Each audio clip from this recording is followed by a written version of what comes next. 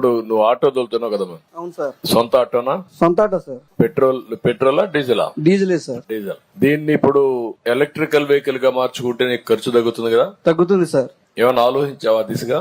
ఆలోచించాను కానీ సార్, అది తీసుకోవాలంటే 3 లక్షల పైన కాస్ట్ అవుతుంది సార్.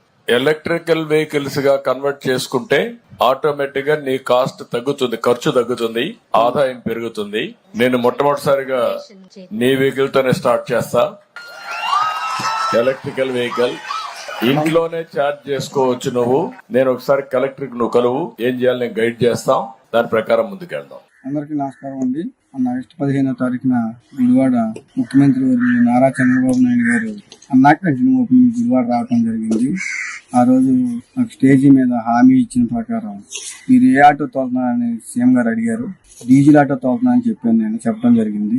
ఇంకా ఖర్చు తగ్గే మార్గం ఏమైనా ఉందా అని ఆయనే అన్నారు. ఎలక్ట్రికల్ ఆటో ఇస్తానని అక్కడ స్టేజీ మీద నాకు వాగ్దానం చేశారు. అన్నమాట ప్రకారం ఈ ఆటో నాకు ఇప్పించారు.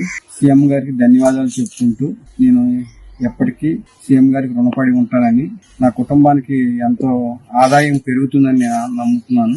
నేను డీజిల్ ఖర్చు ఉండదు కాబట్టి ఇంట్లోనే ఛార్జింగ్ పెట్టుకుని ఈ ఆటో తోలుకుంటే డబ్బులు ఆదా చేసుకోవచ్చు అన్నది మటుకి సీఎం గారు చెప్పింది అక్షరాల నిజమండి. సీఎం గారికి నేను రుణపడి ఉంటాను. సీఎం గారికి ధన్యవాదాలు. జీవితాంతం సీఎం గారి పేరు చెప్పుకుంటానని తెలియజేసుకుంటాను. ఈ వీడియో నచ్చితే లైక్ చేయండి. అలాగే మా ఛానల్ ని ఫస్ట్ టైం కనుక చూస్తున్నట్టయితే ఇప్పుడే సబ్స్క్రైబ్ చేసుకుని పక్కనే ఉన్న గంట సింబల్ ని యాక్టివేట్ చేసుకోండి. అప్పుడే మేము పెట్టే ప్రతి వీడియో మీకు నోటిఫికేషన్ గా వస్తుంది. అలాగే ఈ వీడియో పూర్తిగా చూసినందుకు ధన్యవాదాలు.